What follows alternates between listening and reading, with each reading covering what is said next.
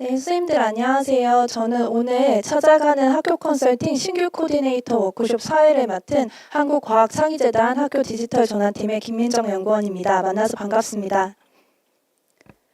네, 저희 오늘 워크숍은 오늘 저희 처음으로 찾아가는 학교 컨설팅의 코디네이터로 참여하시는 선생님들께 저희 사업에 대한 정책적인 이해와 그리고 코디네이터 역할, 그리고 실제로 학교로 나가셨을 때 어떤 심층적인 면담까지도 진행을 하셔야 되는지에 대한 가장 이해 수준의 내용들을 준비를 했습니다.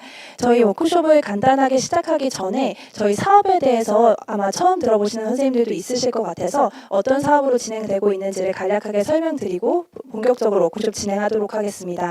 저희 찾아가는 학교 컨설팅은 디지털 기반 교육 혁신으로 새로운 미래의 교실을 만나다라는 주제로 다양한 디지털 교육 도구를 교과에 잘 활용하고 싶은 학교, 그리고 업무를 효율화하고 싶은 학교, 그리고 다양한 학생들에게 전문적인 디지털 리터러시 교육을 하고 싶은 학교 등 전국의 올해는 3,000개 학교를 대상으로 사업을 진행을 할 예정입니다. 저희가 찾아가는 학교 컨설팅은 기존의 연수와는 조금 다르게 학교 맞춤형 연수를 실행을 하는 게 가장 큰 주요 목적인데요. 저희가 다양한 학교 구성원들의 의견과 그리고 데이터 기반 심층 면담을 통해 그 학교에 꼭 맞는 연수를 설계하고 학교 맞춤형 연수를 운영을 할 예정입니다. 이때 데이터 기반 심층 면담과 학교 맞춤형 연수를 설계를 하실 때 가장 큰 역할을 하시는 게 오늘 참여해 주신 코디네이터님들의 역할이라고 생각하시면 될 것 같습니다. 저희 사업은 총 10가지 프로그램으로 진행이 될 예정인데요. 크게는 공동체 이해 제고 과정, 그리고 교직원 수업 역량 제고 과정으로 학교가 필요한 내용에 따라 그리고 학교가 디지털 기반 교육 혁신을 실천하는 내용들에 따라서 다양한 방법으로 연수가 진행이 됩니다. 이때 코디네이터 선생님들께서는 이 심층 면담 결과와 그리고 학교 맞춤형 연수 설계에 대한 내용을 통해서 학교에 정말 필요로 한 연수를 해주시는 가장 키의 역할이라고 하실 수 있겠습니다. 아까 말씀드린 것처럼 코디네이터 선생님들은 저희 학교 맞춤형 연수 프로그램 설계를 위한 키의 역할을 하고 계십니다. 특히나 디지털 기반 교육 혁신 문화 조성을 위한 연수 설계자이자 그리고 촉진자 역할을 하신다고 생각을 하시면 될 것 같은데요. 크게는 이제 학교가 디지털 기반 교육에 대한 진단 역할, 그리고 설계자 역할, 그리고 실제 학교가 겪고 있는 문제를 해결해주는 해결 지원자 역할을 해주실 수 있습니다. 특히나 학교가 디지털 기반 교육 혁신을 실천하기 위해서 다양한 학교 환경이라던가 수업, 평가, 교육 운영 과정 등에 대한 다양한 니즈가 있을 것 같습니다. 그런 내용들을 토대로 학교에 맞춤형 연수를 설계해 주시는 게 가장 큰 목적이라고 생각해 주시면 될 것 같습니다. 저희가 오늘 워크숍뿐만 아니라 사전 교육 그리고 워크숍을 통해 집합 교육을 통해서 코디네이터 선생님들께 학교에서 정말 어떤 역할을 해주셔야 되는지, 그리고 찾아가는 학교 컨설팅이 좀 더 학교의 효용적인 프로그램으로 적합하게 운영되기 위해서 어떤 내용을 습득해야 되는지를 안내드리고자 합니다. 저희 오늘 교육은 사전 교육으로요. 학교를 읽고 혁신을 잇다라는 주제로 찾아가는 학교 컨설팅을 이해하는 내용으로 구성되어 있습니다. 첫 번째 역할로는 저희가 디지털 기반 교육 정책에 대한 이해를 교육부 디지털 교육 전환 담당관 이지은 연구관님께서 진행을 해주실 거고요. 저희가 2024년도에 3,000개 학교 대상으로 똑같이 찾아가는 학교 컨설팅을 운영을 했는데 그중에서 가장 우수한 초등, 중등 선생님들을 한 분을 모시고 실제로 코디네이터가 어떤 역할을 하셨는지 좀 더 구체적으로 알아보는 시간을 갖도록 하겠습니다. 그리고 오늘 참여하신 선생님들 중에서 운영기관에서 대표 선생님으로 뽑히신 선생님들께서는 집합교육을 참여를 하시게 되는데요. 저희가 오늘 교육을 들으시고 5월 31일 토요일 날 저희가 집합교육을 통해서 실제로 학교 급별로 디지털 기반 교육 혁신에 대한 자가진단 분석을 어떻게 해야 되는지, 그리고 학교 맞춤형 연수는 어떻게 컨설팅을 전략을 수립해야 되는지 등에 대한 내용들을 진행하고자 합니다. 저희가 집합 연수는 10시부터 5시까지 5월 31일 토요일 날 진행이 될 예정이고요. 이거에 대한 사전 교육으로 오늘 연수 꼭 집중해서 들어주시면 감사드리겠습니다. 우선은 저희가 첫 번째 순서로는 디지털 기반 교육 혁신 정책에 대해서 교육부 이지은 연구관님께서 준비를 하고 계십니다. 이지은 연구관님께 마이크를 전달드리고 연수를 시작하도록 하겠습니다. 감사합니다.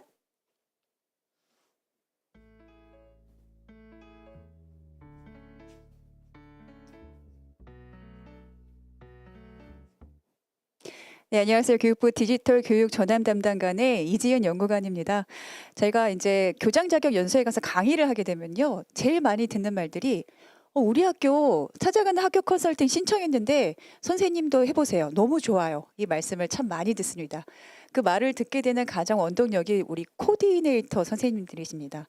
이 찾아가는 학교 컨설팅의 첫 이미지는 그 심층 면담에서 코디네이터와 그 학교의 면담에서 이루어지는데요. 그리고 나서도 계획을 설계하시고 또 관련된 상담을 계속 이끌어 주실 텐데 여기에서 만족도가 굉장히 높은 것으로 나타나고 있습니다. 그래서 여러분들을 모시고 정책 강의를 하게 되어서 영광으로 생각하고요. 제가 오늘 드리는 말씀은 이제 코디네이터 분들께서 학교를 찾아갔을 때 여러 가지 어려운 질문들을 받으실 수도 있습니다. 근데 그것이 어떤 난제에 관한 질문이든지 간에 나침반 역할을 해주는 그 세 가지 핵심 가치를 염두에 두신다면 그 질문에 답하는데 어려움이 없으실 거거든요. 오늘 그거를 말씀드리는 게 핵심 포인트입니다. 네, 시작하겠습니다. 왜 이것을 하는가? 네. 이미지 보이시죠? 세 가지 메시지를 찾으실 수 있을 겁니다. 먼저 왼쪽에 펭귄이 보이실 겁니다. 이거 기후 위기에 따른 멸종 위기종 얘기인가? 네, 맞습니다. 근데 또 오른쪽에 아이가 있는데 그 사이에 유리창의 내용을 한번 자세히 보시겠어요? 멸종 위기종 한국인. 네. 한국인이 멸종 위기종이라는 거죠. 네. 두 번째 키워드는 우리나라의 저출생 문제입니다. 네, 세 번째 키워드는 뭐냐 하면 이 포스터를 AI가 만들었습니다. 예전에는 특이점이 오지 않을 거다. 싱귤레리티는 없을 것이다. AI는 창작을 못할 것이다라는 말이 거의 지배적이었는데요. 요즘에는 생성형 AI가 PPT도 만들고 이미지도 만들고 사람 목소리도 흉내내잖아요. 즉 그 특이점을 넘어서는 시대를 우리가 지금 살아가고 있습니다. 그러니까 불확실하다는 거죠. AI에게 이러한 창작 능력까지 있을 때 우리는 학교에서 어떤 교육을 해야 되지? 그래서 디지털 기반 교육 혁신 정책을 우리는 시작하게 되었습니다. 많이들 보셨을 거예요. 네, OECD의 학습 나침반입니다. 근데 제가 드리고 싶은 말씀은 이것에 대한 구구절절한 설명이 아니고요. 이 불확실성의 시대에 이 OECD 학습 나침반을 만든 사람들이 중심 이미지를 왜 나침반으로 했는가를 말씀드리고 싶었습니다.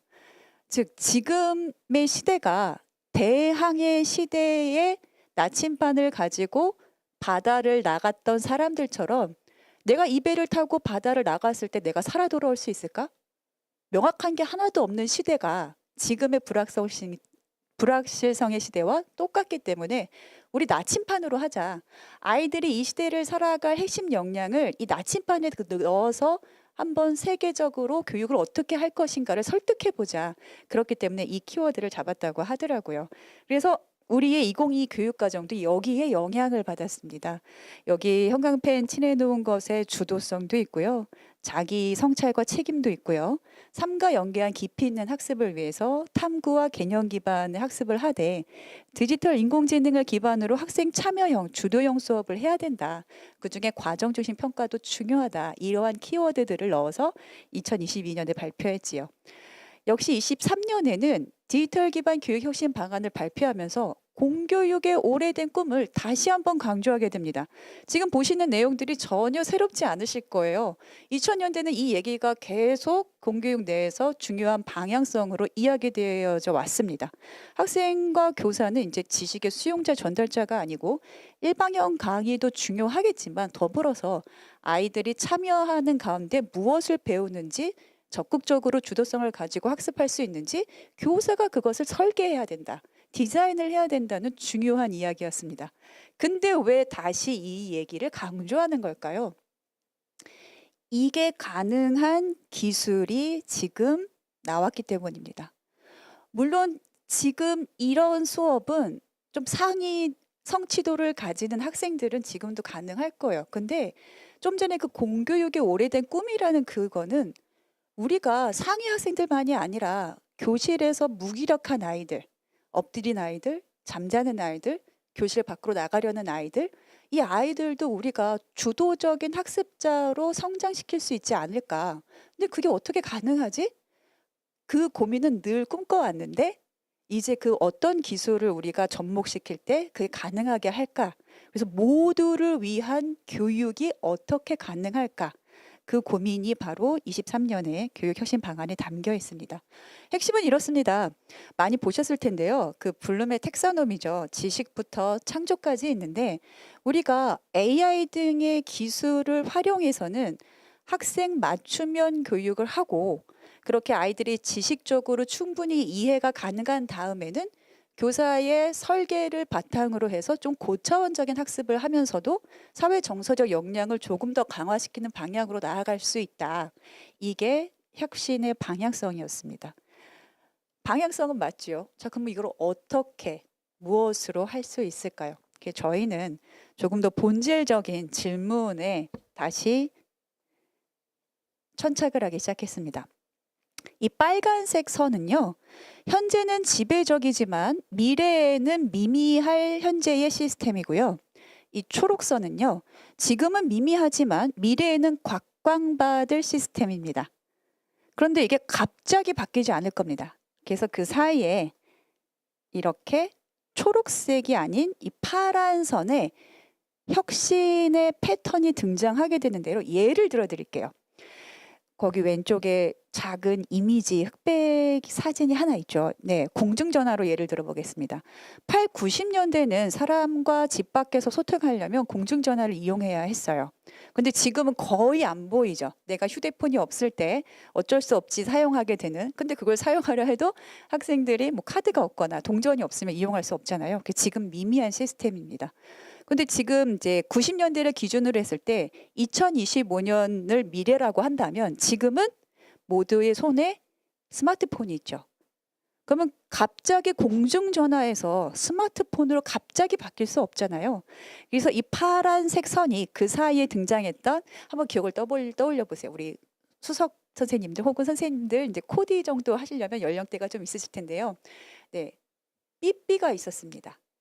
그리고 공중전화 부스 근처에서 개인 전화를 쓸 수 있는 시티폰이 있었습니다. 네, 이런 식의 혁신이 이루어진 다음에야 초록선인 스마트폰이 등장할 수 있었겠죠.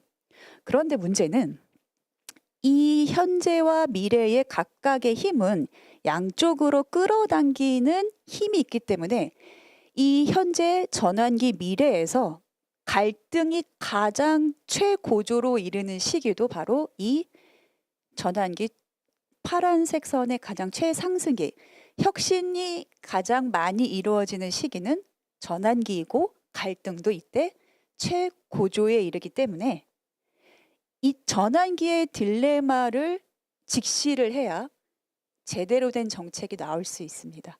예를 들어 볼게요.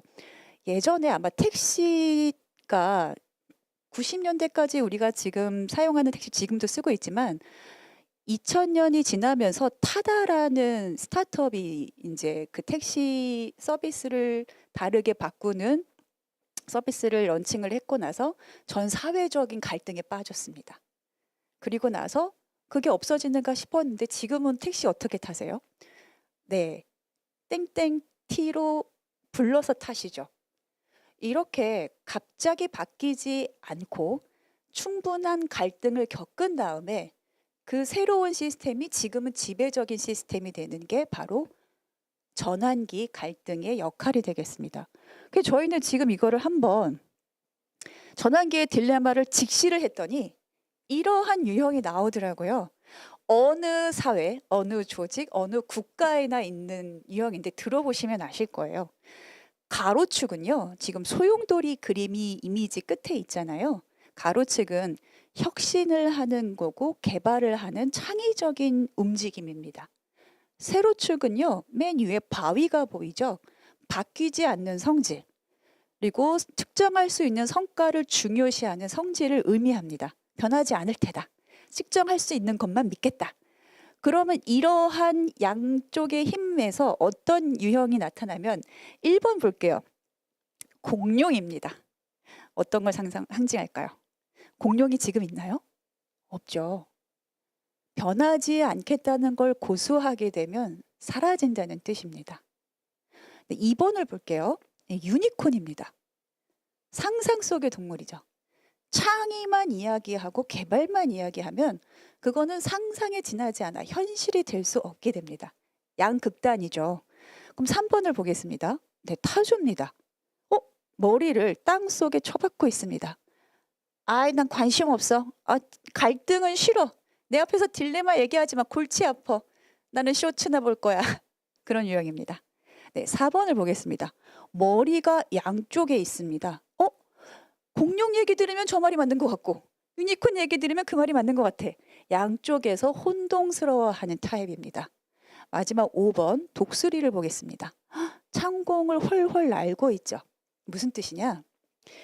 이것들을 갈등을 다 직시를 하고 작은 가능성도 거듭 도전하면서 조금씩 성취해 나갈 때 혁신할 수 있다는 뜻이 되겠습니다.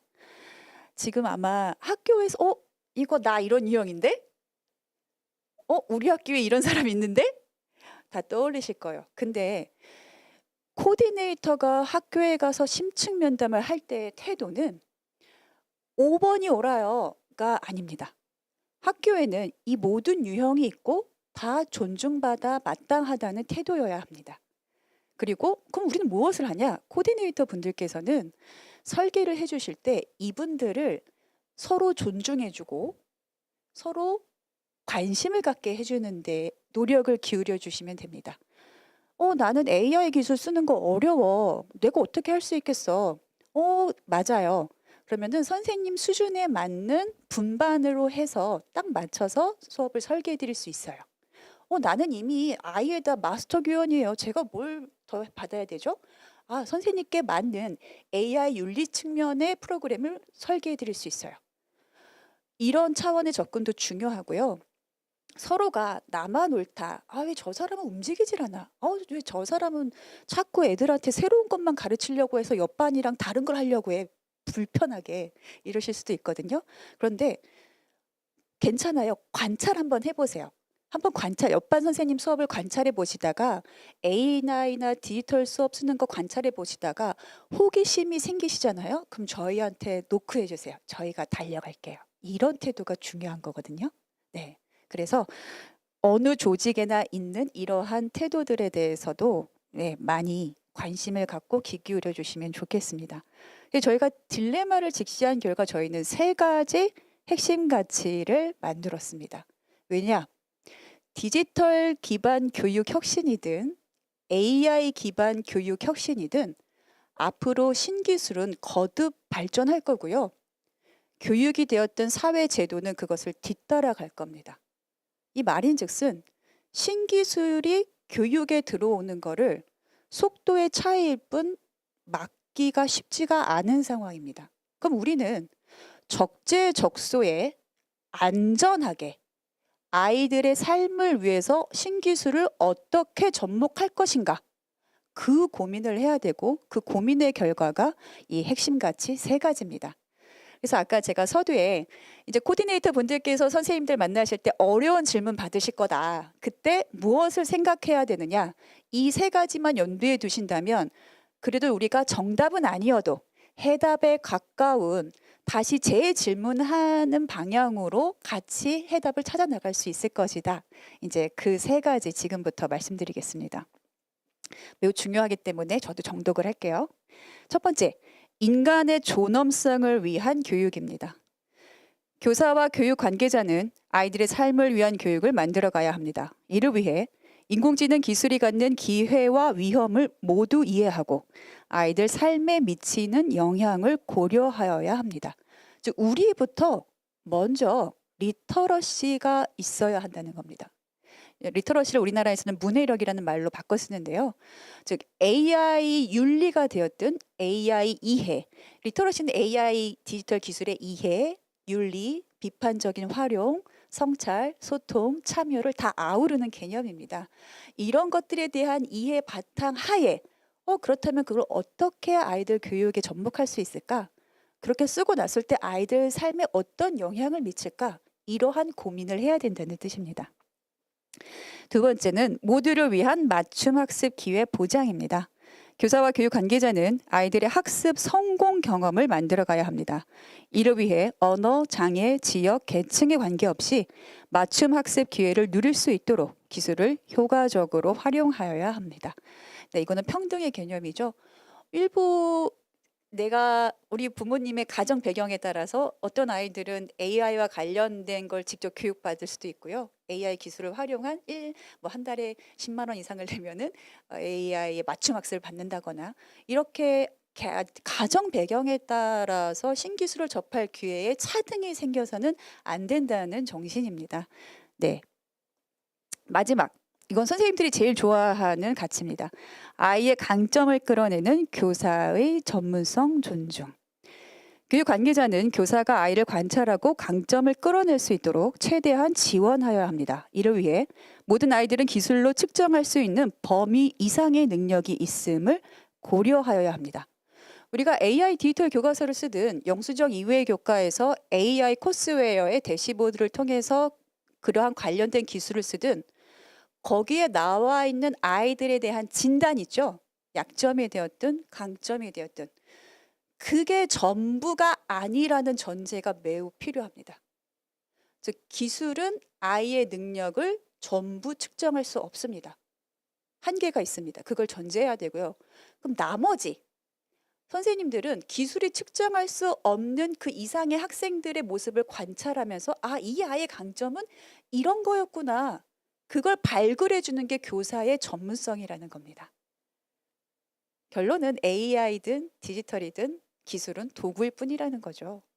네, 이 세 가지 핵심 가치는 저희가 역량으로 만들었어요.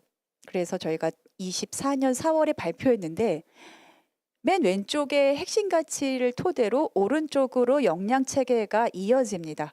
근데 저희가 이걸 4월에 발표했고요. 7월에 유네스코에서도 교원의 AI 역량을 만들었는데요. 깜짝 놀랐습니다. 저희의 왼쪽에 있는 사람 중심의 하이터치 하이테크 AI, 윤리, 그 다음에 수업 관련된 거 전문성이 유사합니다.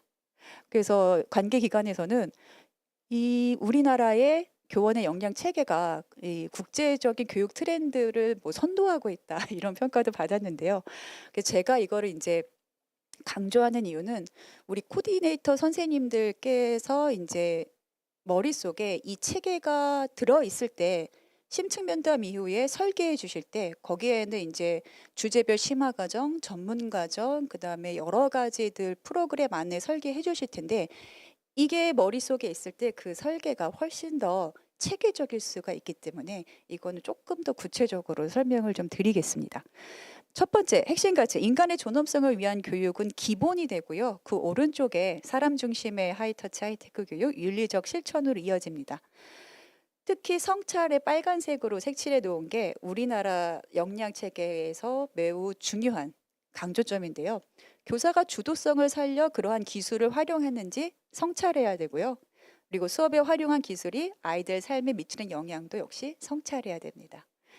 그다음에 모두를 위한 맞춤 학습 기회 보장에서는 교육의 맥락을 분석하고 평가 설계하고 실행하고 성찰하고 평가하는 단계인데 역시 가운데는 이제 코디네이터 분들 전문가시니까 넘어가고 오른쪽 성찰 부분을 보면 우리 아까 공교육의 오래된 꿈이 반 안에 있는 20명, 30명의 아이들 모두가 주도적으로 학습하는 게 우리의 꿈이라고 했잖아요.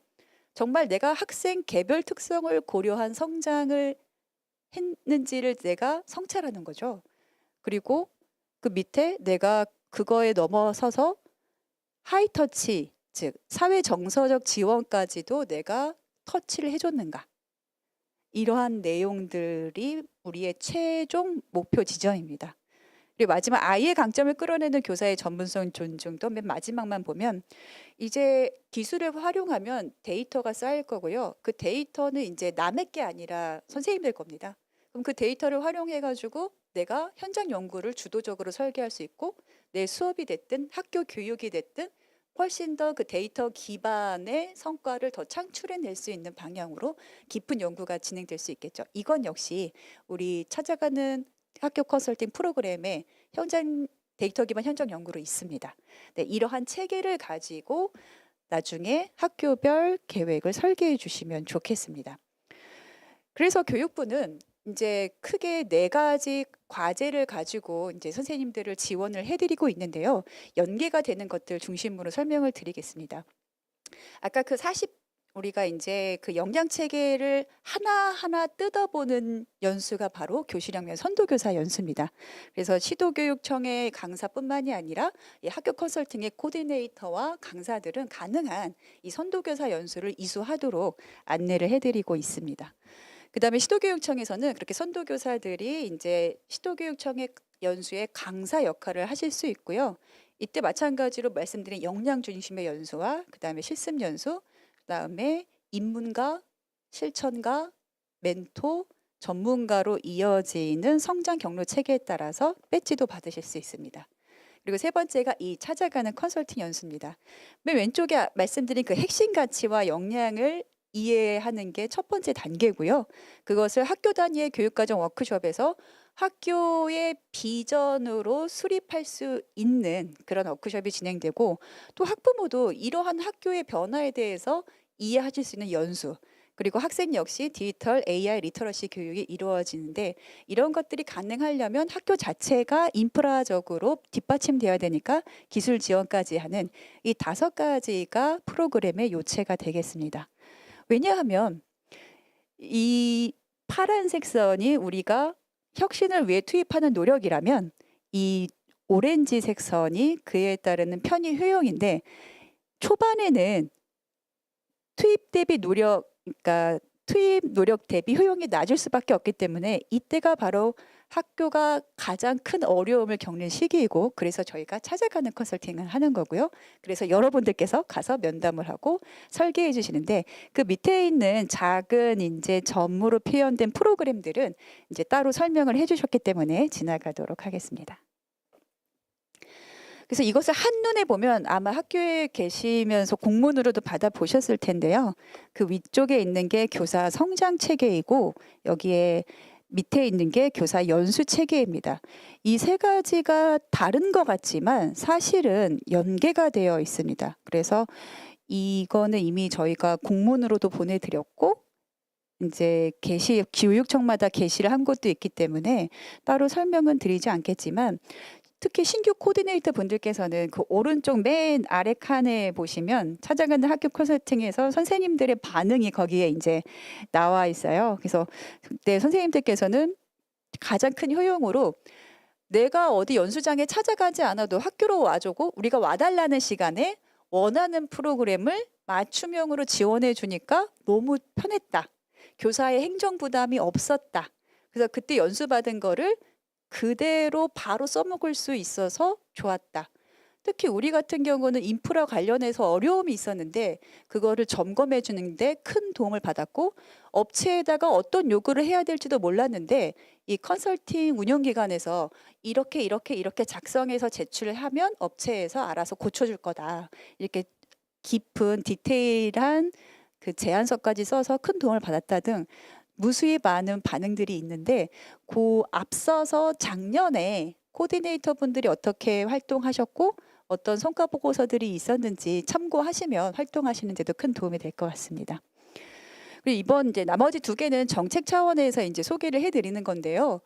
이제 코디네이터 분들께서 정책에 대해서 많이 아시면 아실수록 소개를 해드리거나 대화하시는데 어려움이 없으실 수 있어요. 그러니까 처음에 심층 면담 가서 만나시는 분들은 그 학교의 관리자들입니다.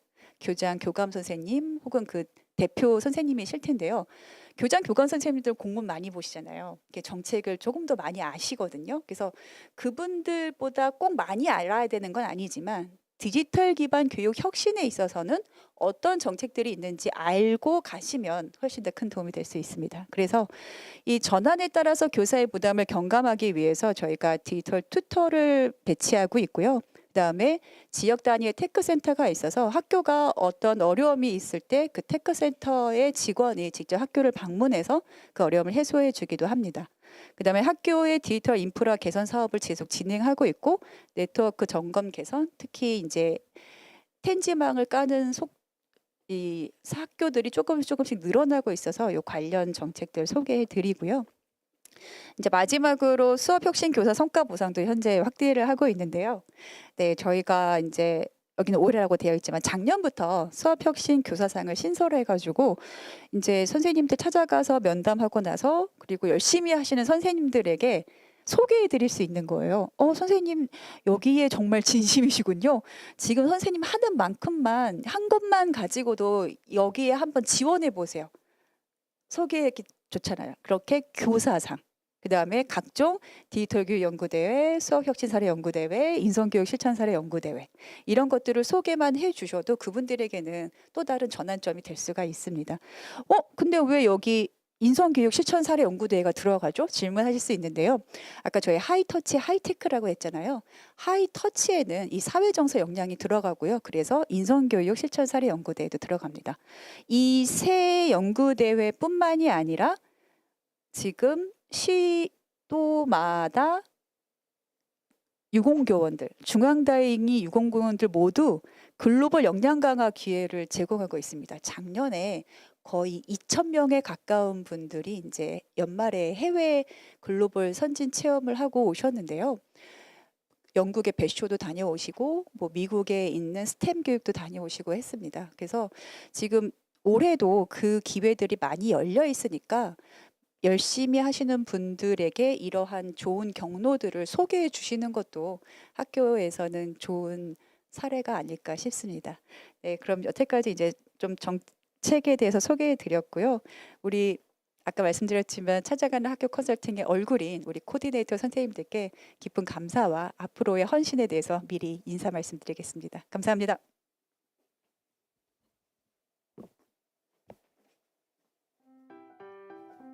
네, 저희 전체적인 정책 소개에 대해서 이지은 연구관님께서 구체적으로 설명을 드렸습니다. 저희 다음으로는 학교 조직을 읽고 변화의 중심이 되다라는 제목으로 코디네이터 역할에 대해서 초등학교 그리고 중학교 선생님께서 준비를 하고 계시는데요. 첫 번째 사례로는 그 서울 성내초등학교 최창윤 코디네이터 선생님께서 관련돼서 발표를 해주시겠습니다. 큰 박수 맞아주시기 바라겠습니다.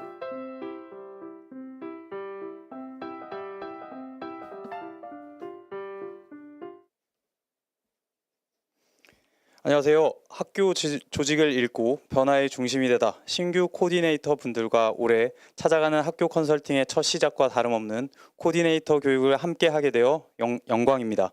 찾아가는 학교 컨설팅 코디네이터로 활동하고 있는 성내초 최창윤입니다. 신규 코디네이터 분들을 대상으로 하는 만큼 코디네이터의 역할을 중심으로 안내해 드리도록 하겠습니다. 목차는 다음과 같습니다. 찾아가는 학교 컨설팅은 다음과 같이 사업 소개를 하고 있습니다. 이 사업은 교사를 중심으로 학교 내 디지털 기반 교육 혁신 문화를 조성하는 것을 주 목적으로 한다. 디지털 전환 과정에서 학교와 교사가 겪을 수 있는 문제나 애로사항을 해결할 수 있도록 학교별 맞춤형 프로그램을 제공한다. 이를 주도적으로 이끌어가야 할 사람들이 누구일까요? 맞습니다. 코디네이터 여러분들이십니다. 그럼 코디네이터는 누구일까요? 디지털 기반 교육 혁신 정책에 대한 이해도가 높으며 학교 현장을 파악하고 심층 면담을 진행할 수 있는 경험과 전문성을 보유한 사람입니다. 누구일까요? 맞습니다. 지금 영상을 시청하고 계시는 여러분들 코디네이터 선생님들이십니다. 코디네이터는 단순히 학교에 연수를 배달해주는 사람이 아닙니다. 정책의 언어를 학교 현장의 언어로 번역해주고 위 사업에서 이루고자 하는 변화를 학교 구성원들에게, 즉 관리자, 교사, 학생, 학부모님들에게 닿을 수 있게 연결해주는 변화의 중심에 있는 매우 중요한 역할입니다. 찾아가는 학교 컨설팅의 가장 핵심적인 역할을 맡고 계시기에 스스로를 아주 많이 자랑스러워하셔도 되겠습니다. 코디네이터라면 찾아가는 학교 컨설팅이 어떻게 진행되는지 잘 알고 있어야 합니다. 그렇다면 절차를 아는 게 중요하기 때문에 한번 살펴보겠습니다.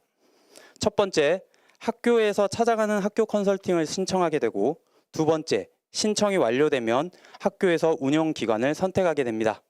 세 번째, 운영기관 매칭이 완료되면 운영기관에서 여러분과 같은 코디네이터 선생님들을 학교로 3인씩 배정하게 됩니다. 네 번째, 학교에서는 학교 현장에 대한 사전 설문인 자가 진단에 참여하게 됩니다. 다섯 번째, 코디네이터 선생님들께서 심층 면담을 위해 학교를 방문하시게 됩니다. 여섯 번째, 학교와 함께 설계한 맞춤형 프로그램 운영이 시작되고 여러분은 그 프로그램이 잘 진행되는지 모니터링을 하게 됩니다. 마지막으로 프로그램이 종료되면 피드백을 받고 사업 전반에 걸친 여정을 함께 확인하고 변화 여정 보고서를 작성하게 됩니다. 코디네이터 활동은 신청 학교의 선생님들께서 자가 진단을 하시고 그 결과를 운영 기관들로부터 받아보시면서부터 본격적으로 시작되게 되실 것입니다. 그 이후에 과정이 모두 종료될 때까지 학교의 여정과 함께하는 동행이 시작됩니다. 그럼 자가 진단부터 살펴보겠습니다. 자가 진단을 분석하는 것은 컨설팅에서 가장 중요한 부분 중에 하나입니다. 학교의 자가 진단이 끝나면 운영 기관으로부터 자가 진단 결과를 받게 됩니다. 코디네이터들은 함께 이 자료를 분석하게 됩니다. 이 자료에는 연수에서 진행될 과정들과 관련 있는 세부 설문들과 평균 점수, 시각화 자료 등이 함께 포함되어 있습니다. 경우에 따라서는 시각화 자료를 연수 계획서에 맞게 재편집해야 될 수도 있습니다. 자가진단 결과는 수치로 나오게 되는데 점수 기준에 따라 도약, 만족, 추월 단계로 나뉘게 됩니다. 이를 토대로 학교의 강점과 약점을 분석하고 학교에 주는 시사점을 도출해낼 수 있습니다. 이 자가진단이 중요한 이유는 디지털 기반 교육 혁신에 대한 학교의 현황을 진단할 수 있는 가장 기초적이고 기본적인 자료이기 때문입니다. 이 자료를 통해 학교의 기술 지원 현황, 리더십 역량, 교사 역량 등을 종합적으로 살펴볼 수 있는 자료가 되기 때문이고 맞춤형 연수 계획 수립의 기초 자료가 되기 때문입니다. 각 프로그램에 해당하는 점수 분석을 통해 맞춤형 연수 계획의 기초 자료로 사용될 수 있습니다. 그리고 설문에 있는 서술형 문항 등을 통해 연수 의견을 수렴할 수 있습니다. 다음은 신층 면담 진행 절차입니다. 신층 면담 준비를 합니다. 아직 학교 방문 전입니다. 학교 담당자와 면담 일정을 확인해야 합니다. 되도록이면 학교 관리자 그리고 여러 부장님들, 여러 학교 구성원이 참여할 수 있는 날짜를 잡는 것이 중요합니다. 다양한 구성원들의 요구가 함께 반영돼야 되기 때문이겠죠. 그리고 장소 확인도 필요합니다. 대형 TV나 빔 프로젝터 또는 전자칠판 등이 설치되어 있는지를 살펴본 다음에 프레젠테이션 발표가 가능한지 살펴보는 것도 중요하고 만약 여의치 않다면 유인물 발표로 대신할 수도 있겠습니다. 컨설팅이 진행되는 동안 심층 면담들은 맞춤형 연수를 위해 매우 중요한 절차이고 여기에서 나온 내용들이 연수의 근간이 되기 때문에 연수를 잘 기록할 수 있는 기기들을 준비하는 것도 잊지 말아야 할 것입니다. 또한 학교의 디지털 현황, 변화를 수행하고자 하는 데 있는 걸림돌이 무엇인지, 희망하는 연수 프로그램은 무엇인지 등에 대한 사전 질문을 준비한다면 양질의 심층 면담이 진행될 것입니다. 그리고 첫 만남이기 때문에 몇 가지 프로그램 예시를 준비한다면 큰 도움이 되겠습니다. 추가적으로 학교 사전 진단에서 얻는 정보 이외에 추가 정보들도 준비해 간다면 심층 면담에 도움이 되기도 합니다. 학교 규모와 학교 교육 과정의 특색 등을 조사해 간다면 큰 도움이 될 수도 있습니다. 학교 정보의 추가적인 조사는 학교 홈페이지와 학교 알림이를 통해서 할 수 있습니다. 학교 홈페이지에는 학교만의 특색 교육 과정이 담겨 있고 교육 목표 등을 확인할 수 있습니다. 학교 알림이에는 학교 정보 공시제를 기반으로 하여 학생, 교원 현황, 시설, 교육 여건 등 학교의 주요 정보들을 쉽게 확인할 수 있기 때문에 이러한 자료들을 준비해 간다면 학교 관리자 및 담당 부장님께 준비된 코디네이터임을 확실하게 보여주실 수 있을 것입니다. 첫 만남은 너무 어려워 라는 노래 가사처럼 첫 만남은 누구에게도 어렵습니다. 학교도 이 컨설팅이 처음이기 때문일 텐데요. 학교가 이 찾아가는 학교 컨설팅에 대한 이해도가 높은 경우도 있지만 주변의 막연한 권유로 시작하게 된 경우도 많습니다. 그렇기 때문에 상세하고 친절한 안내가 필요합니다. 컨설팅의 목적이 무엇인지, 컨설팅의 진행 과정은 어떻게 진행되는지, 여러분들과 같은 코디네이터들이 어떤 역할을 하게 되는지, 연수 과정별 설명, 그리고 자가진단 결과를 공유하고 연수 과정에 대한 요구를 파악하고 예시 및 추천 프로그램을 말씀드릴 수도 있습니다. 심층 면담이 끝나게 된다면 코디네이터 분들은 협력하여 맞춤형 연수를 설계합니다. 초안을 작성하는 것인데요. 이 초안을 작성하게 되더라도 유무선을 통해서 지속적인 학교와의 소통이 필요합니다. 추가적으로 심층 면담이 필요하게 될 수도 있습니다. 저도 원격으로 심층 면담을 추가적으로 실시했었습니다. 계속해서 나오는 맞춤형 설계에 관한 내용은 찾아가는 학교 컨설팅의 핵심이며 다른 연수와의 가장 큰 차이점이라고 볼 수 있습니다.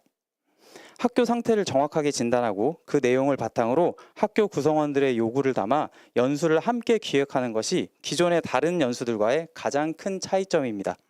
중간중간 학교와 상의하며 연수의 과정을 계속해서 구성하고 재구성해 만들어 나간다면 좋은 사례가 될 것입니다. 프로그램이 확정되었다면 이제 운영이 되어야겠죠. 운영이 된다고 해서 코디네이터의 역할이 끝난 것이 아닙니다. 연수의 진행이 계획대로 이루어지는지 지속적으로 학교와 운영기관과 소통하며 모니터링을 계속합니다. 계획 시 학사 일정을 고려하여 계획하고 운영 중 사업 안내에 대한 가정통신문 등을 학교 측에 협조하여 발송합니다. 이렇게 되면 학교에서도 학교의 성장과 학생들의 교육을 위해 이런 양질의 사업을 진행하고 있음을 학부모들에게 알린다면 학교로서도 교육활동의 홍보가 될 수 있고 학부모님들로부터 관심과 신뢰를 받을 수도 있을 것입니다.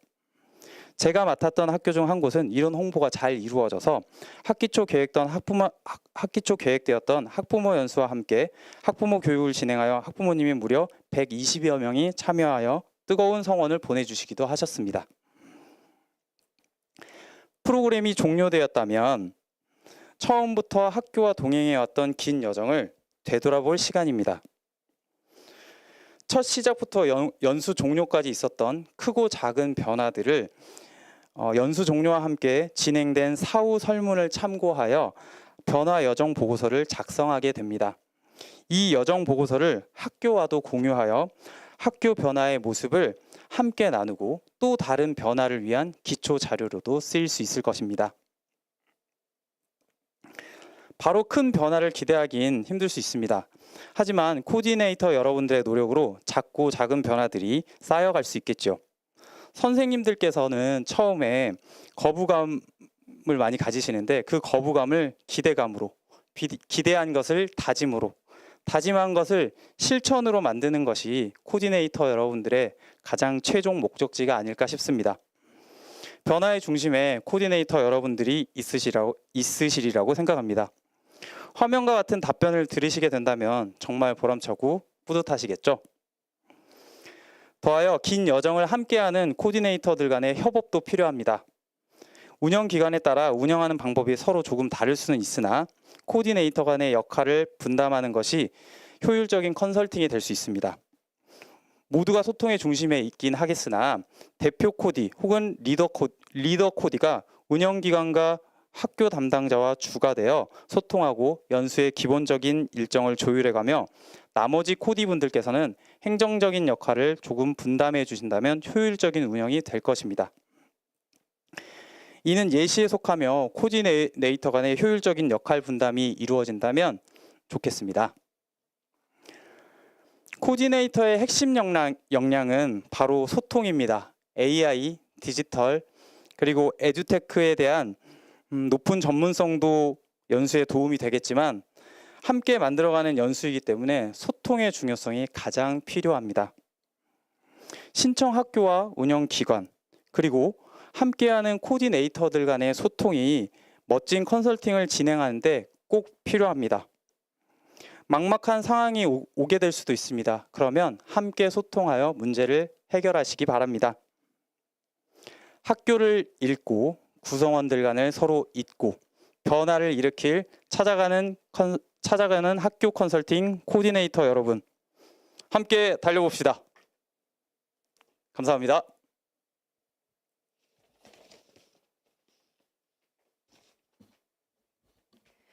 네, 파이팅 넘치는 응원과 함께 초등학교 사례를 말씀해 주셨습니다.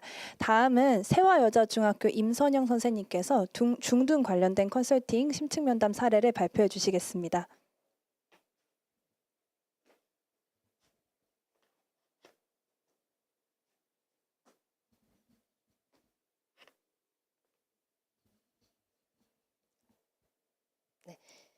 네, 안녕하세요. 세화여중의 임선영입니다. 지금 모니터 앞에 계신 선생님들께서 충분히 컨설팅도 많이 경험하셨고 그리고 역량도 뛰어나신 분들이 이제 계시다라고 생각이 됩니다. 그래서 말씀드리기가 조금 조심스럽긴 하지만 찾아가는 학교 컨설팅 사업 자체를 처음 경험하시는 분들이 많다라고 전제를 하고 실제 경험담을 공유한다는 마음으로 말씀드리겠습니다. 편안한 마음으로 들어주시면 감사하겠습니다. 저는 2024학년도 찾아간 학교 연수 설계 집중 작업부터 합류해서 퍼실리테이터 활동을 하였고 디지털 선도학교 대상으로 선도 운영교 모집 시에 신청을 해서 학교에서도 그 연수를 유치해서 진행을 하였습니다. 이후 2024년도 그 정규 코디와 그리고 강사까지 연계해서 진행하였으니 2년간 연수 설계 입장과 학교 담당 부장의 입장 그리고 코디 입장으로 각각의 관점으로 이번 사업을 바라볼 수 있었습니다. 그래서 신규 코디네이터 활동을 앞두고 계시는 선생님들께 담당 학교 배정 이후에 준비 사항부터 코디가 갖추어야 될 마인드와 그리고 역할을 중심으로 실제 운영 사례까지 말씀드리도록 하겠습니다. 차례는 심층 면담 준비와 심층 면담 및 연수 설계 그리고 실제 운영 사례로 진행을 하도록 하겠습니다. 먼저 심층 면담 준비부터 말씀드리겠습니다. 먼저 마인드가 정립이 돼야 될 것 같은데요. 교사의 보람은 교육 대상자의 긍정적인 변화와 성장으로부터 옵니다. 선생님마다 생각과 관점이 다르고 사업 진행 시에 어려움이 있더라도 그 취지에 충분히 공감한다면 대상 학교 구성원들의 긍정적인 변화를 유도해낼 수 있다라고 생각이 듭니다. 하지만 코디 스스로 이번 사업에 대해 부정적인 시각을 갖거나 확신 없이 본인이 세운 비전을 제시하지 못한다면 대상 학교 구성원의 호응과 변화를 이끌어내기 어렵다라고 생각이 듭니다. 따라서 코디 스스로 사업 취지에 대한 이해를 바탕으로 자신만의 철학을 수립할 필요가 있습니다. 이를 위해서는 탄탄한 이론이 바탕이 되어야 되기 때문에 기본서를 탐독하고 공부하면서 본인의 역량을 강화해 나갈 필요가 있다고 생각이 듭니다. 디지털 교육 환경이 다각도로 빠르게 변화되고 있습니다. 따라서 이번 찾아간 학교 컨설팅 교육부 지침이나 운영기관의 방식도 바뀔 수 있습니다. 실제로 선도 운영부터 2024 정규 운영과 2025 정규 운영 지침과 커리큘럼에도 변화가 있는데 그럴 때마다 코디가 중심이 되어 정확하게 지침과 운영 방식을 확인하고 안내하며 적용해 나가는 것이 필요합니다. 그러므로 매우 기본적인 사항이지만 운영기관에서 제시하는 매뉴얼을 명확하게 파악하고 행정적인 면에서도 대상 학교에 맞춤형 정보를 제공하는 것이 중요합니다. 이는 곧 신뢰의 바탕이 된다라고 생각이 됩니다. 두 번째는 학교에 대한 이해가 필요합니다. 심층 면담 전에 충분히 학교 기본 정보를 파악하고 이를 바탕으로 학교 이해를 하고 있는 것이 좋습니다. 선생님들 잘 아시겠지만 학교 알림을 통해 학교 교육과정 편성이라든가 운영 그리고 평가 계획이라든가 교육 운영 특색 사업 등에 대해서 충분히 파악할 수 있습니다. 또한 학교 홈페이지를 통해서 교육활동 전반 그리고 학사 일정, 연구활동 여부라든가 디버 사용에 대한 규칙 등등을 알 수가 있습니다. 또한 심층면담의 일정과 참여 인원 등을 조율하기 위해서 심층면담 전에 담당 부장님과 아마 유선 통화를 하시는 경우가 대부분일 겁니다. 그때 구체적인 학교 상황이라든가 아니면 기존의 학교에서 운영했던 연수 내역이라든가 이런 부분들을 미리 파악을 해 놓으시면 실제로 심층 면담 시에 큰 도움이 되고요. 필요하다면 구체적인 사전 질문지를 구성해서 효율적으로 자료 수집을 하는 것도 가능합니다. 세 번째는 연수 설계에 대한 구상이 필요합니다. 대상학교 심층 면담 전에 충분히 자가진단 자료를 바탕으로 연수 설계와 진행에 대한 청사진을 제시할 수 있어야 됩니다. 학교 진단 문항에 대한 이해나 분석 방법 등에 대해서는 추후 연수를 통해 배우고 실습할 기회가 있으실 것 같습니다. 따라서 그 부분에 대해서는 패스를 하지만 자가진단 분석 결과는 해당 학교를 파악할 수 있는 매우 중요한 기초 자료이지만 절대적으로 기준이 될 수 없으며 실제 현장에서 얻은 데이터와 결합해서 다각도로 면밀하게 판단할 필요가 있다는 말씀은 드리고 싶습니다. 또한 막연하게 대상 학교의 요구에 따라서 심층 면담 당일에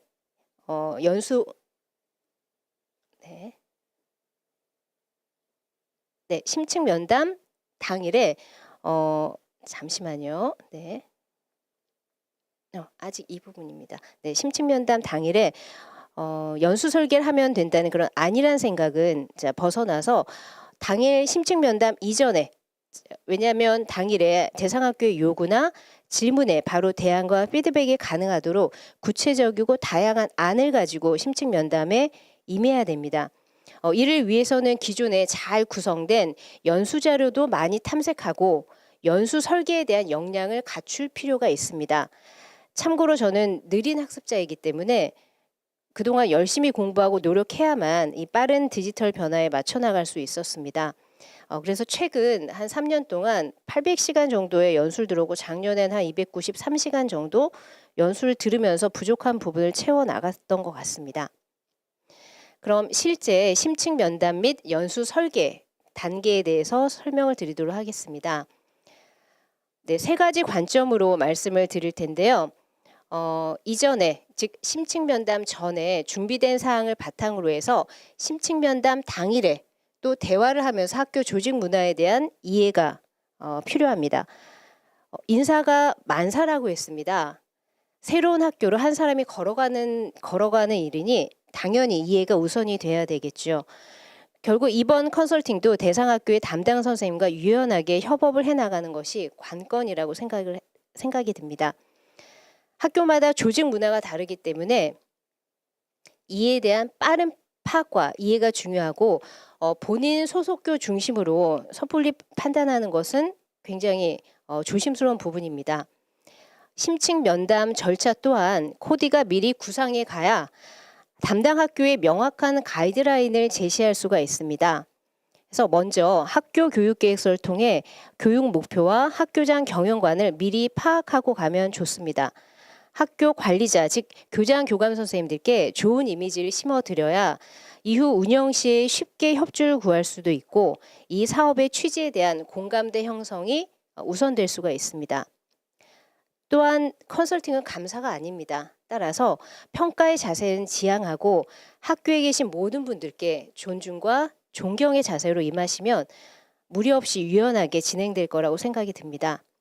학교마다 좀 상이한데요. 심층 면담에 관리자가 참여하는 경우도 있지만 대부분의 학교의 경우 실무 담당 부장 면담이 따로 이루어지는 경우가 많습니다. 그래서 구체적인 심층 면담을 하게 되는데요. 면담 시에 회의 필참 인원에 대해서도 명확하게 요청하시는 것이 좋습니다. 학교마다 업무 분장이 물론 다릅니다만 연수를 담당하는 연구부장, 그리고 디지털 담당인 정보부장, 그리고 학사 일정 및 여러 가지 연수 일정을 조율할 교무부장, 그리고 학생 교육이 운영될 시에는 그 해당 학년 부장 선생님도 같이 참여하게 되면 여러모로 협의가 쉽게 이루어지고요. 적용력 교사인 담당 기획 선생님도 함께 하시면 다양한 의견 수렴이 가능합니다. 찾아간 학교 컨설팅이 다른 연수와 가장 큰 차별점이 학교 맞춤형 종합 솔루션 제공이지만 처음부터 학교에서 할 일은 전혀 없고 모든 것을 다 해줄 수 있다라는 그런 단어는 굉장히 조심스러운 발언입니다. 단위 학교 대상 연수이므로 해당 학교 담당자의 협조가 절대적으로 필요합니다. 따라서 첫 심층 면담 시에 역할에 대한 명시가 없으면 이후 역할 분담이 모호해지고 공백이 생길 수밖에 없습니다. 강사 대기실 준비라든지 학생 일정 변동 시에는 명확하게 코디에게 전달할 것을 요청드린다든지 학교의 협조가 필요한 사항은 당당하고 명료하게 미리 말씀드리는 것이 이후 운영이 일관성 있게 이루어지는 데 큰 도움이 됩니다. 자, 매사가 그렇듯이 이번 컨설팅도 마무리하기까지의 일관성이 굉장히 중요하다고 생각이 듭니다. 이렇게 실무 면담을 통해 그전에 파악하지 못했던 관리자의 학교 경영 방향이라든가 학교 구성원의 변화 의지, 그리고 학교 조직 문화의 실제에 대해서 이해하기 위한 데이터를 수집하는 것도 필요합니다. 이러한 원활한 소통과 명확한 의사 전달이 우선되어야 형식적인 컨설팅이 아닌 진정한 학교 맞춤형 컨설팅이 이루어질 수 있습니다. 두 번째는 심층 면담과 연결해서 연수 설계 및 계획 수립에 대해서 말씀드리겠습니다. 심층 면담에서 기존의 학교에서 운영했던 연수 현황이라든지 아니면 구글 클래스룸이라든가 MS 팀즈라든가 그 학교에 기반이 되고 있는 온라인 학습 플랫폼 여부, 그리고 에듀테크 도구 활용 수업의 현황 등을 파악해서 이를 기반으로 맞춤형 연수 설계에 대한 의견 수렴을 명확하게 하셔야 됩니다.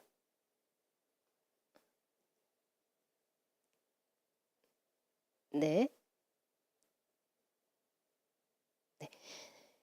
자, 연수 방향을 설정하기 위해서는 학교에서 요청사항에 대해 가능 여부도 판단해서 답변을 드려야 되고요. 대안을 제시해 나가야 됩니다. 그래서 담당 부장님들과 그리고 코디팀이 함께 의견 수렴을 해 나가면서 연수 방향을 설정해 나가는 것이 필요한데요.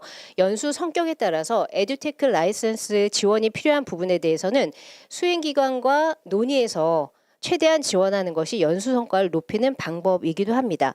심층 면담 이후에 추가 원격 면담을 통해 일정 조율이 가능하지만 아무래도 심층 면담에서 최대한 담당 부장님들과 학사 일정을 중심으로 일정을 논의해야 이후 계획 수립에 용이합니다. 또한 기능적인 숙달이 필요한 그러한 주제의 연수의 경우에는 일회성 연수로 끝나지 않기 위해서 연수 진행 시 강사님께 담당 학교 선생님들께 자료 파일을 제공한다든가 아니면 관련 자료가 탑재된 패들렛 공개 여부 등에 대해서도 미리 타진해보고 부탁을 드린다면 연수 내용을 실제로 수업에 적용하는 비율이 더 높아져서 이후 활동들이 제대로 잘 원활하게 운영이 되는 경우들이 많습니다. 그럼 세 번째 말씀드리겠습니다. 심층 면담 이후에 코디팀이 2차 회의를 통해서 계획서를 작성하고 확정하게 됩니다.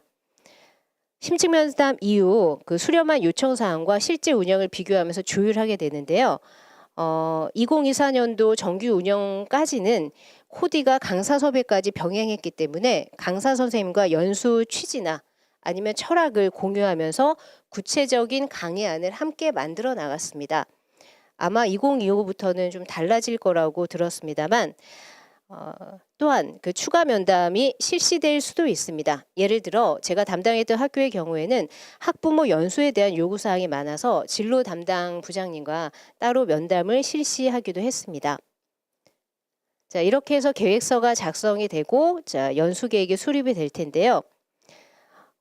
사실 코디의 역할은 연수 설계에서 끝나지 않습니다. 원활한 연수 진행까지 연결이 되어야 되고요. 이후에 학교 및 강사 관리까지 세심하고 꼼꼼한 가이드가 이루어져야 전체 강의 퀄리티도 높아질 수 있습니다. 또한 강사님과 보조 강사님의 협업이 잘 이루어질 수 있도록 조율해 드리는 역할도 필요하다고 생각이 듭니다. 그럼 제가 리더코드로 활동했던 실제 운영 사례를 말씀드리겠습니다. 교사 연수의 경우에는 1월에 학교의 지속가능 리더십 함양부터 시작해서 신학년도 집중 준비 기간에 주로 이루어졌습니다. 내용은 지금 띄어져 있는 화면을 보시면 이해가 되실 것 같은데요. 전체 12차 시로 연수는 진행이 되었고요. 이 중에 학교 교육과정 평가 완료 부분에서 브리스크 티칭을 활용해서 교수학습 평가 완료 부분에 강의가 이루어지고 선생님들께서 직접 실습을 하면서 마침 그 신학년도 집중 준비 기간에 평가 계획을 수립하는 시기이기도 해서 이때 선생님들께 실질적으로 큰 도움이 되었다고 말씀들을 하셨습니다. 또한 교과별 전문 과정의 경우에는 교과별로 모둠을 이루어서 생성형 AI 활용 그 수업에 대한 사례를 나누고 실제 실습을 진행을 하였는데 이때 생성형 AI 한 달치 선생님들께 유료 계정을 지원을 해드렸는데 이 이후에 추가적으로 선생님들께서 계정을 구입해서 연속적으로 좀 활용을 하셨다는 말씀을 들었습니다. 두 번째는 학생 대상 디지털 문해 교육입니다.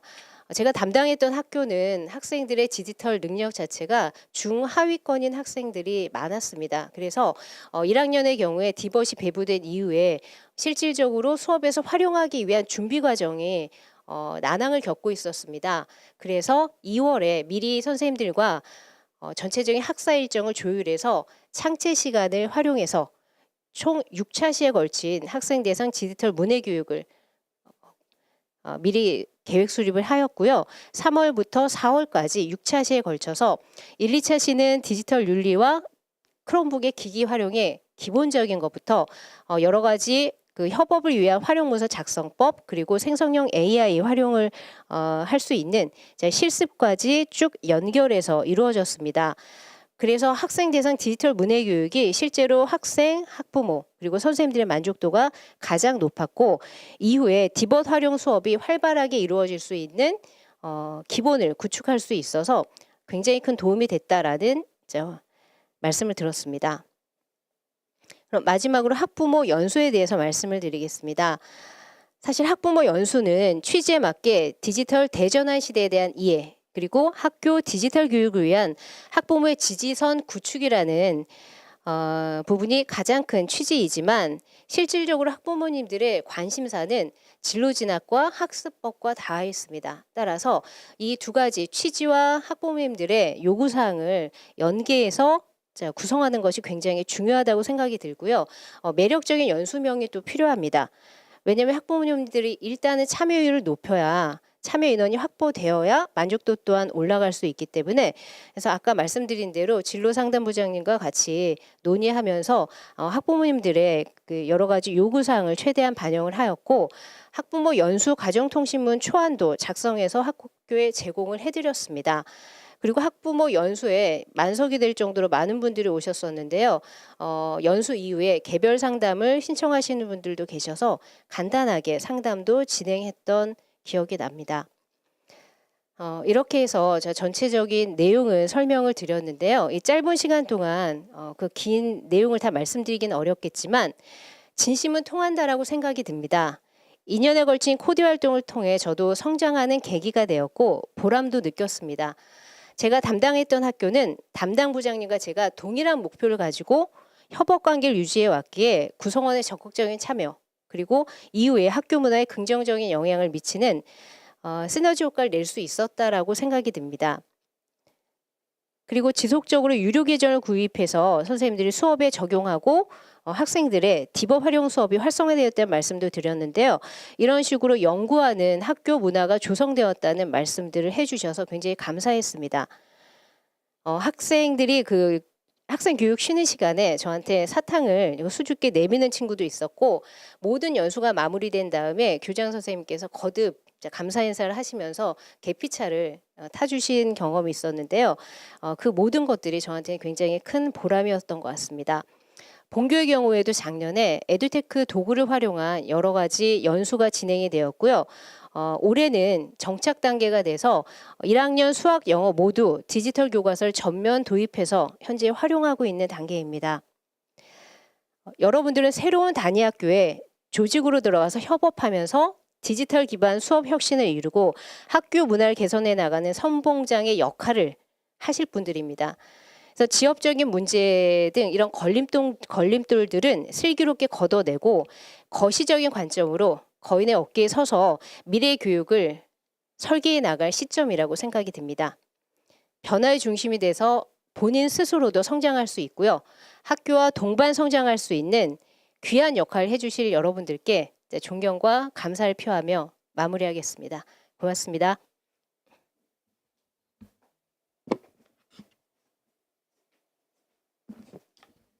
네, 저희 중등교과 관련된 사례 임선영 선생님께서 발표해 주셨습니다.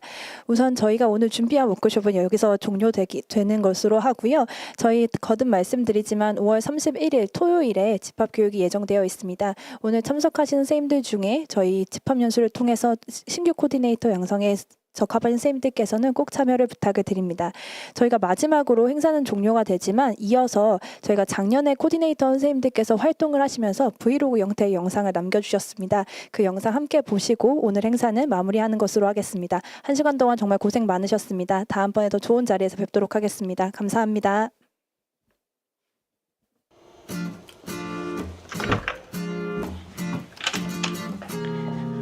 네, 안녕하세요. 오늘은 주말이어서 선생님들이 자리에 계시지 않고요. 저는 연락을 받은 내용이 있어서 잠시 학교에 왔습니다. 연락을 제가 받은 내용은요.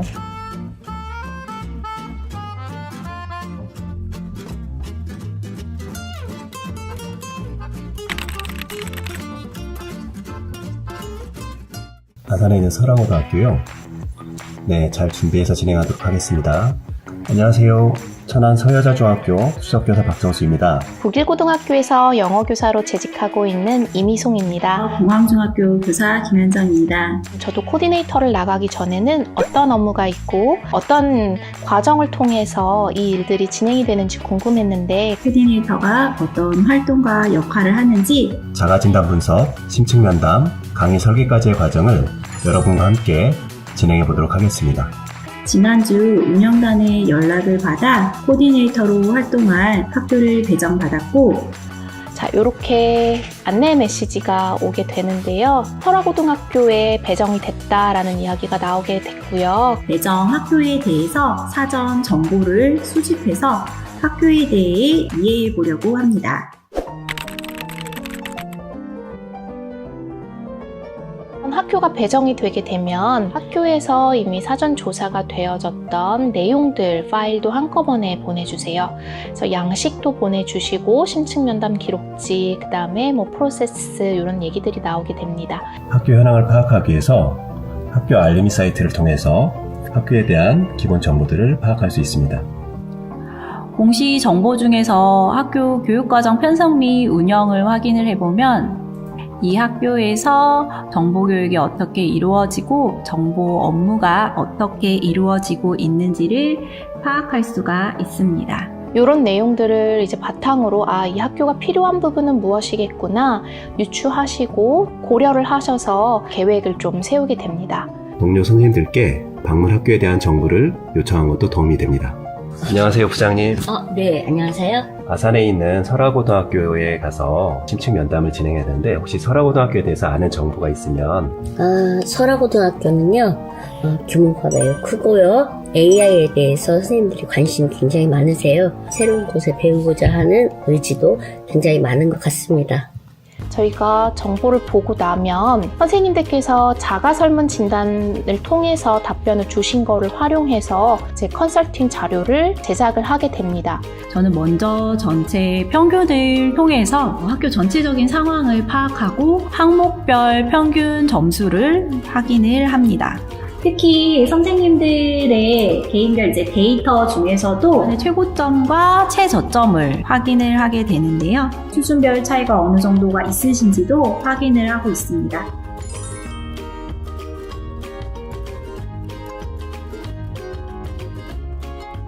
안녕하세요. 학교 심층 면담 전에 가장 중요한 준비인 코디 미팅이 있는 날입니다. 심층 면접 가기 전에 조사 내용에 대해서 공유할 시간을 갖도록 할 예정입니다. 자, 그럼 지금부터 줌 화면으로 들어가도록 하겠습니다. 평균 점수가 3.65로 도약 단계에 있으시더라고요. 그래서 줌 회의를 통해서 운영 계획들을 통합을 하게 되고 더불어 방문 면담에서 어떤 선생님들께서 오시는지 확인하고 저희가 드릴 질문들에 대한 내용을 작성을 하기도 합니다.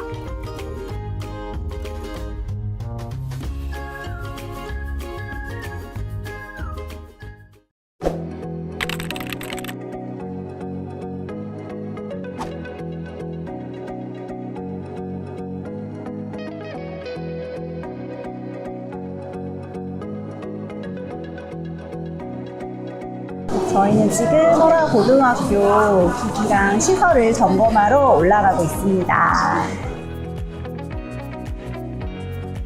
선생님, 주로 이 교실에서는 어떤 수업들이 이루어지나요? 여기서는 1학년 아이들 정보 수업하고 3학년 아이들 인공지능 관련 수업을 하고 있어요. 인공지능 기초, 인공지능 피지컬 컴퓨팅 뭐 이런 수업 하고 있어요. 수업에 제일 많이 활용하는 것 중에 하나가 이제 아두이노. 선생님이 열심히 준비하시고 노력하셔서 아이들이 행복하겠어요? 열심히 하고 있습니다.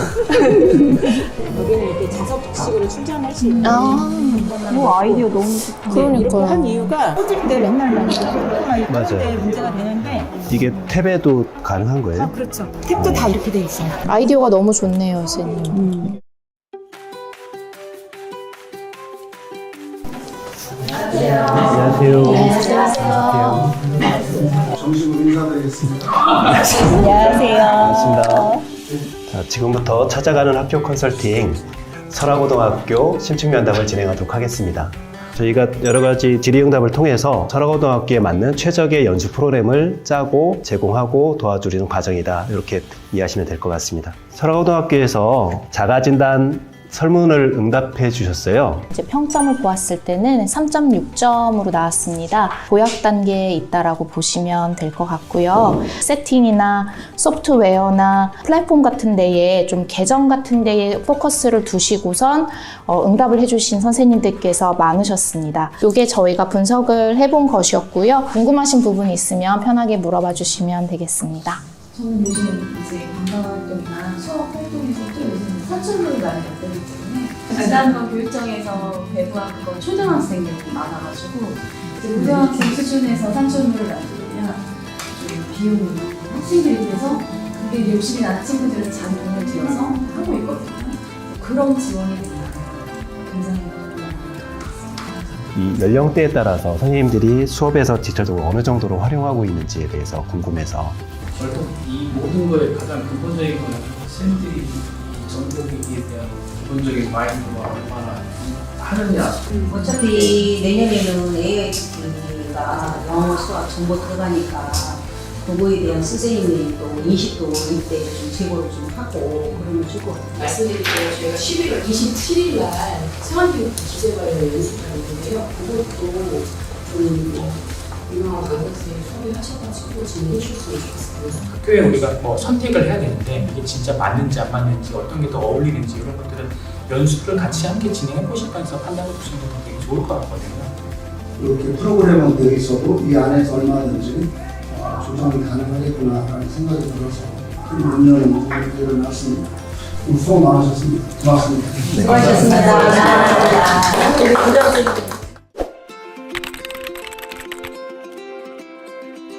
오늘 심층면담 하시느라고 고생 많으셨습니다. 학교의 요구사항들을 정리하고 프로그램들을 어떻게 설계하고 그리고 제공할 것인가 그런 것들에 대해서 논의하는 시간을 갖도록 하겠습니다. 팬들이 아무래도 연수 전체적인 흐름이라던가 디지털 관련해가지고 인식 제고가 필요하다고 말씀을 주셨어요. 학교에서 강사를 요청하는 강좌도 있었고요. 교과별 전문과정하고 주제별 심화과정을 어떻게 이제 저희가 짜줄 것인가가 이제 관건인데요. 혹시 좋은 아이디어 있으신가요?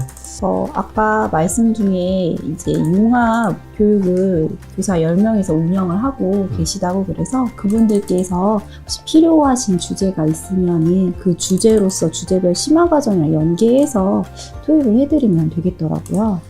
그 연수를 해주셔야 되는 분은 GPT를 다루실 수 있으면서 생기부를 좀 아름답게 나오게끔 해줄 수 있는 분을 섭외해야 되는 거라. 타임테이블 표 짜서 제공해주면 이 학교에서 채울 수 있는 부분들 내용이 있으면 채워달라고 하고 그 이후에 강사를 섭외하는 이렇게 진행을 하면 될 것 같고요.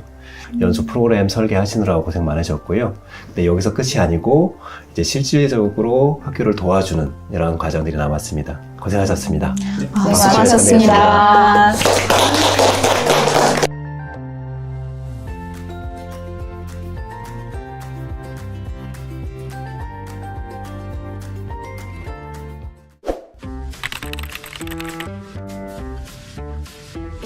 오늘은 사전 진단한 내용과 심층 면담한 내용을 종합하여 이를 토대로 연수 프로그램 운영 계획서를 작성할 예정입니다. 연수 프로그램 운영 계획서에는 연수 운영 방향과 프로그램별 세부 계획을 작성하게 되는데요. 연수의 목표, 연수의 주요 사항, 연수의 내용과 연수 장소 등을 학교 맞춤형으로 고려하여 프로그램을 운영 계획하게 됩니다.